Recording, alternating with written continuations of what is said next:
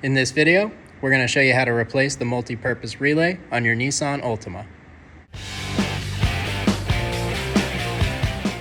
Remove the negative battery cable. I'm going to use a 10mm wrench.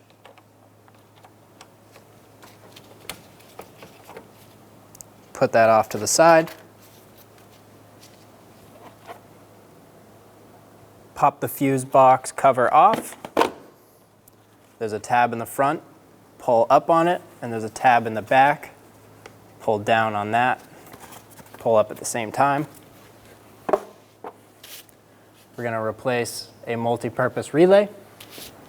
Using a pick tool, we're going to lift up on the relay.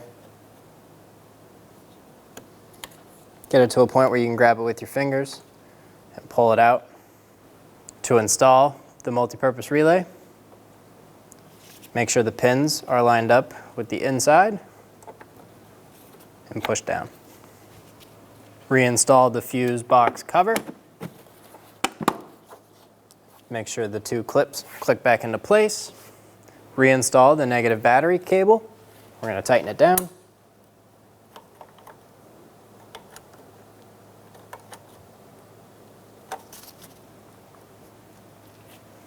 And there you have it.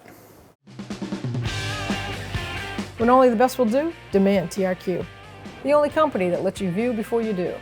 TRQ is committed to offering the highest quality aftermarket auto parts that are engineered for peace of mind.